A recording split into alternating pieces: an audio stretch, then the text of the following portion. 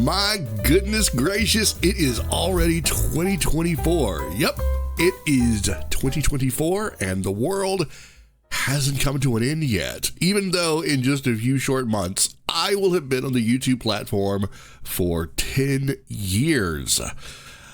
Wow, 10 years. Can you imagine that? I mean, I honestly, I never had a job outside of being a content creator that's lasted this long, unless of course you count, I don't know, being a nerd or something, and I don't. So for those of you who were wondering where I was for New Year's, I was doing my own thing. I did consider doing some streaming for the New Year's, like a New Year's Eve stream. Let's, hang out until the new year, but honestly, I suspected that a lot of content creators were already doing that same thing, and we all know you'd rather watch them. Yeah, don't lie to me. I can smell it when you're lying. Anyway, it's 2024. Happy New Year, everyone. Welcome to the podcast. Yes, welcome to the Neko Mimi Cafe podcast, where I talk about whatever the hell I want to, and you get to listen to it free of charge. Anyway, I don't want to be like everyone else and just spout off a list of New Year's resolutions that you and I both know will never get accomplished, because I know that this is a new year, new year, new me, new you. Let's work on making things better. Let's do some stuff. But I mean, I don't know, maybe. I mean, it is my 10th anniversary as a YouTuber this year. So it seems only natural that I take this somewhat seriously instead of pissing it away like any other list of hopes and dreams. Anyway, I do feel compelled to ask you the inevitable question. So here it is. If you're listening to the podcast and you feel like making a comment, then here we go. What do all of you hope to get out of this year? What is your, God, I don't want to say it. What is your New Year's resolutions? There, I said it. You can put your lists in the comments. I, for one, I'm going to go ahead and start off. This is my list. This is my list of hopes and dreams for the year. My goals, if you have to pin it to something. These are my goals for this year. All right. So, number one on the list, I would like to watch more anime, at least more than I did last year. Okay, last year was a very sporadic year. There were long periods of time where I wouldn't even realize that anime was a thing. Then all at once, for whatever reason, I would cram as many shows as I could. I did a lot of manga reading and light novel reading, if that counts towards something. But as far as anime is concerned, yeah, I feel like I dropped that ball rather badly. I think there was a stream I did where I talked about which shows I had watched, but I can't remember which stream it was. It may have been the Just Chatting stream. The stream that I did hoping that I could wreck the YouTube algorithm, which I did and have since come to deeply regret. Speaking of which, I'm thinking about bringing back, maybe not all of, but I'm thinking about bringing back some YouTube shorts. I know. You don't have to remind me. I took them all down. Oh my God. I've had this inner debate with myself for months now. I took them all down because they were effing up the channel views, and they were effing up just the channel in general. But I mean, personal rant here. Okay. Why in the name of Willy Wonka's butthole do short views not count as watch time? I think it's a travesty, honestly. I think it's a travesty. Now, look, okay, we're going to do this. I didn't want to do this. But I kind of feel compelled to, okay? I feel compelled to rehash this territory, to cover this topic yet again. So, okay, so listen up. Listen up. Here's how this works. All right. So you have this thing called subscribers. All right. There are three things here. You have this thing called subscribers and this thing called views, right?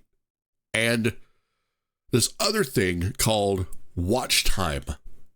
Now, YouTube says if you want to be a member of the illustrious, glorious partner program, then you must meet either one of these two sets of requirements, okay? So requirement set number 1 is 500 subscribers, 3,000 public watch hours, and or 3 million short views, all right? So 500 subscribers, 3,000 public watch hours, and or 3 million shorts views. And there's some other one that has to do with uploading like a smattering of videos within a certain time frame, which everyone will do. If you're serious about joining the partner program, you don't even have to worry about that one. All right, second requirement set number 2. Now this is the bigger one. To 1,000 subscribers, 4,000 public watch hours, and or 10 million shorts views. Seems simple enough.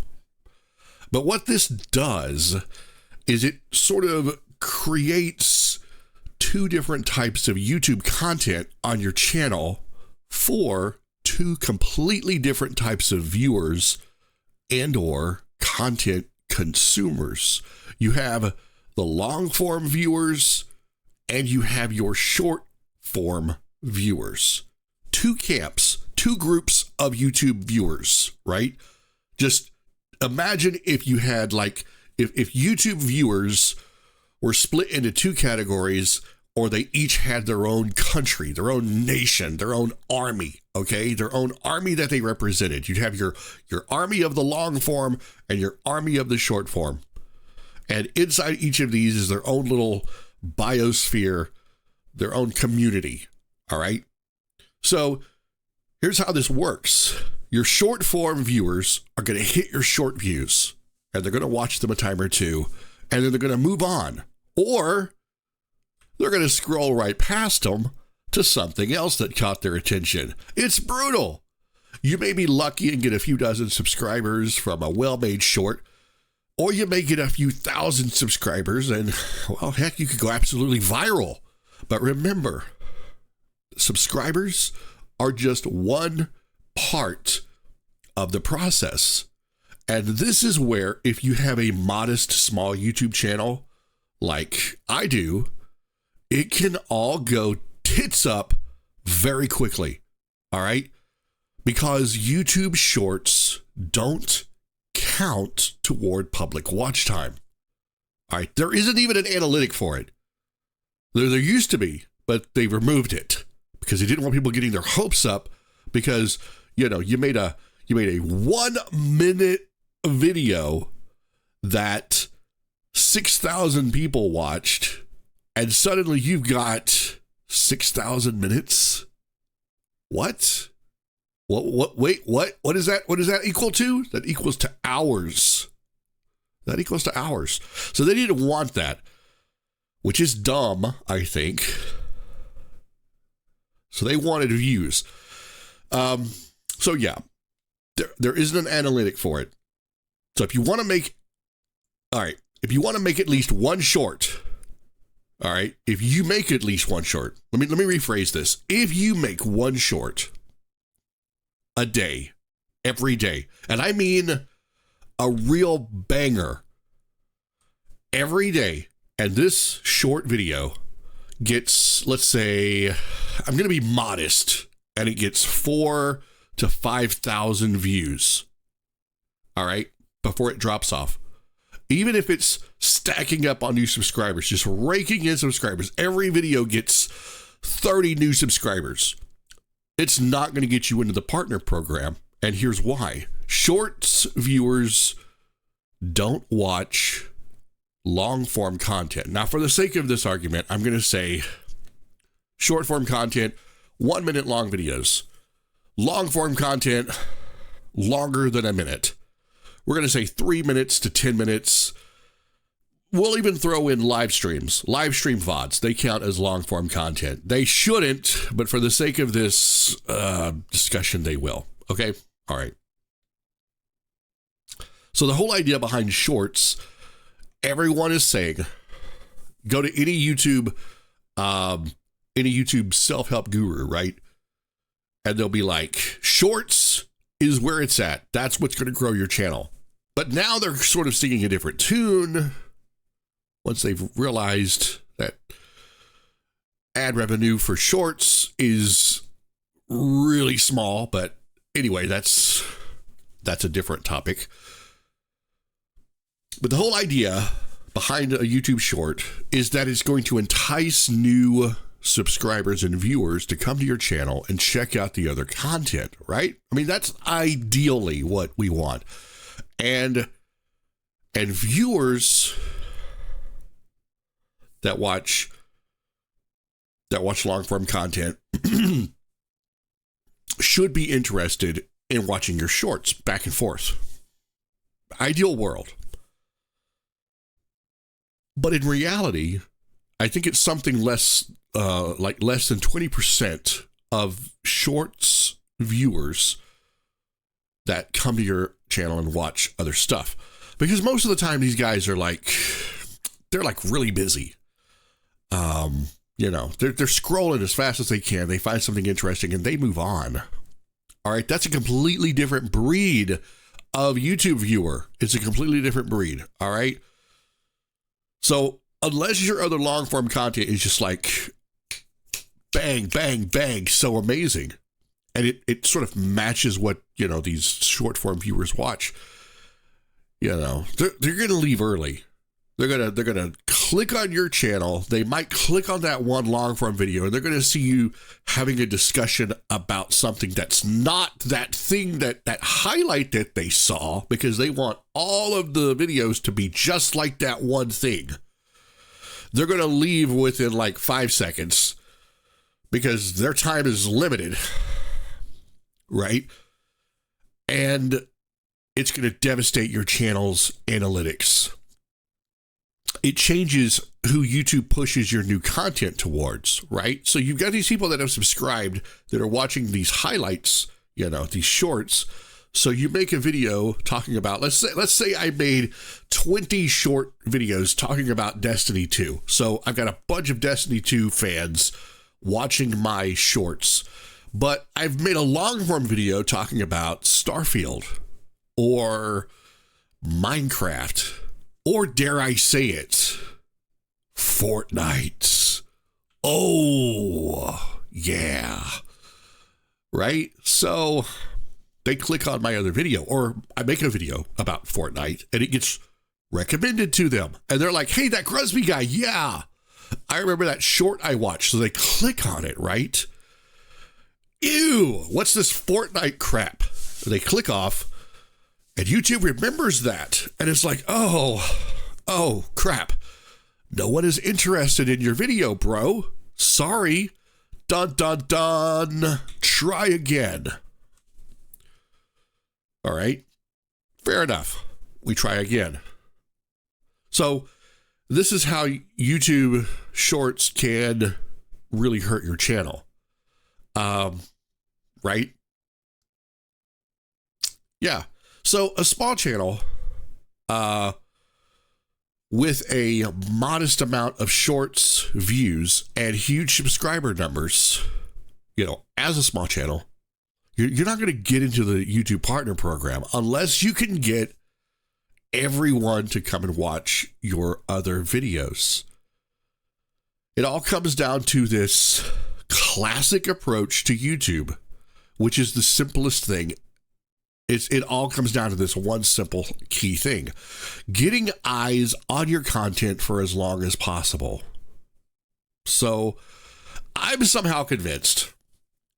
I've said all that because I'm convinced that there is a middle ground in all of this. There are channels that have somehow made it work where their short form content is actually leading people to their channel. What is the key difference here? What is it that makes that successful for them, but it doesn't necessarily make it successful for other people? So one of my things that I want to do is figure out that middle ground. You know, I believe that the key lies in shorts only viewers converting to long form viewers. And if I can get them to watch more than 5 seconds of a live stream VOD, or hell, even this podcast, I can get my watch time up. So I guess the second thing on my list, yeah, I said all of that to come back around to this. So the second thing on my list, my goal for 2024, right? Second thing on my list is to somehow crack the YouTube Shorts to long form content barrier and finally hit 3,000 public watch hours. Now, I'm going to be brutally honest here. I don't make any money off of YouTube. Okay, not significantly anyway. I've got, I've got Twitch and I have my Patreon. But as far as YouTube is concerned, it does not generate revenue. It just doesn't. And it's lacking. It needs to be boosted. I would love to be in the YouTube Partner Program, or at the very minimum, have access to fan funding. You know, have some of the same tools that I have on YouTube that I had on Twitch. And I wish that YouTube had made the bar a little bit lower. It doesn't hurt them at all. It doesn't reflect anything on AdSense to have fan funding. Just enable it. Just enable it through PayPal. It's secure. I don't understand what the problem is and why the requirements are still, the threshold is still so paranoia stricken is what it is. They just don't want a repeat of that epic adpocalypse that happened back in the day. I get it, but still, it sucks. I've basically been working full-time for 10 years, and my watch time in the last 6 months has hardly budged. You want to know what my watch time is? I can tell you what my watch time is. Here we go. So my watch time is 1,659 public watch hours total for the past year. Since January 6th of last year, that's all the total amount of viewing that my videos and live streams have gotten. And while I appreciate people that watch my live streams, that come into my live streams and watch and hang out, that's great. I love that. I love interacting with my audience, but the live streams don't count. It only counts when it's over, and then it starts adding up. So YouTube, and this is where it completely baffles me. It really does how their brain works. They don't want shorts to count towards watch time. They don't want your live streams to count toward watch time. They want videos that are uploaded and permanent to count. Okay? So the YouTube stream only counts after it becomes a VOD. So assuming that the VOD then attracts new viewers, those hours is what's going to catch up. So in between that, I have to make all this other content, and hope that it generates hours and hours of watch time. It's a complicated process. It's a very complicated process. So my third goal is to get my watch time up by any means I think this kind of ties into the other one. To get my watch time up by any means, even if I have to resort to shorts, just chatting streams, begging, and good old dyed-in-the-wool clickbait titles. I'm not above it. I'm not above it. Guys, come on. It's a YouTube thing. Look, if you're a YouTube content creator, you already know this is a soulless job. We've sold our souls a long time ago to Google the minute we signed up to this place, right? Right? We might as well just behave like it, right? But I mean, that being said, I do have plans for some live streams that I hope to use to shake things up a tad. I've already done an anime unboxing stream, and I feel like that went pretty well. Integrating anime into the channel again is something that I would like to see happen, but for now, I'm going to sort of keep it concentrated to the podcast section.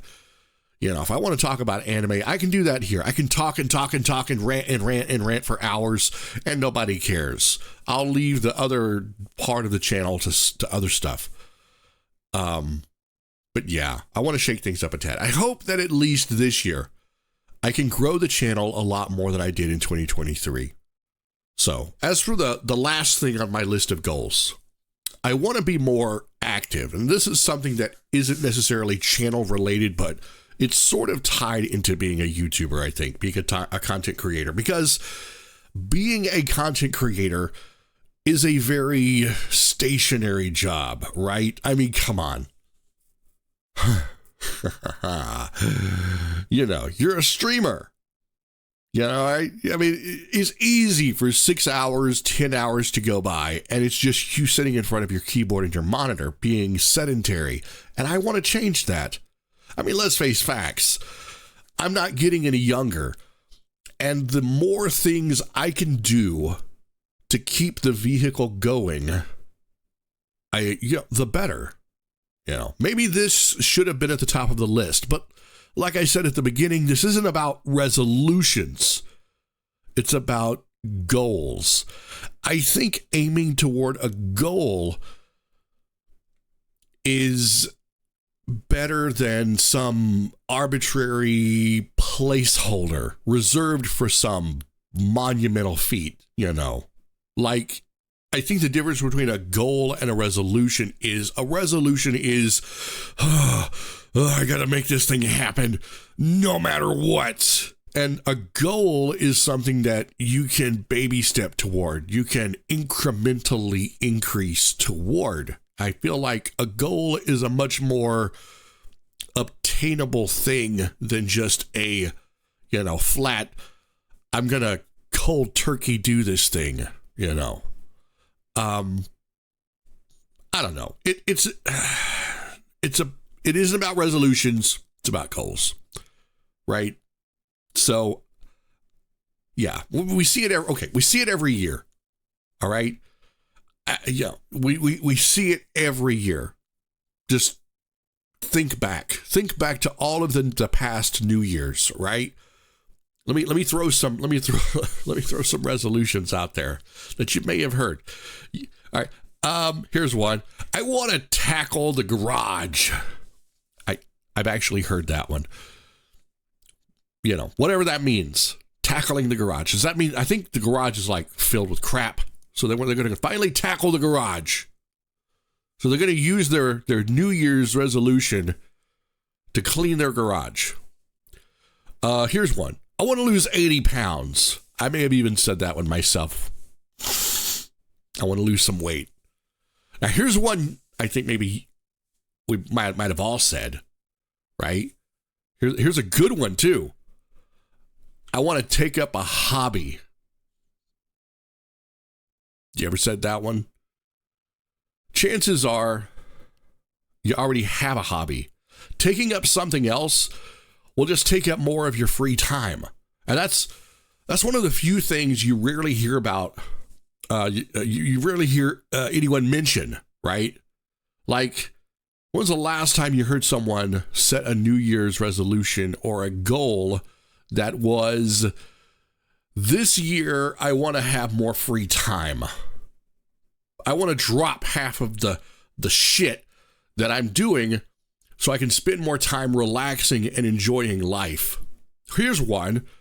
I want to finally eat my meals at the dining room table instead of on a TV tray in front of the effing television. Right? I'm not knocking everyone's New Year's resolutions. Don't think that. I'm just saying that oftentimes we don't realize what our own true priorities really are. Reading through 100 books in a year is definitely a noble endeavor. But if you aren't retaining the information or benefiting from it somehow, then it isn't much different from saying, I'm going to blast through 100 fast food menus. But at the end of the day, a goal is a goal. You do you.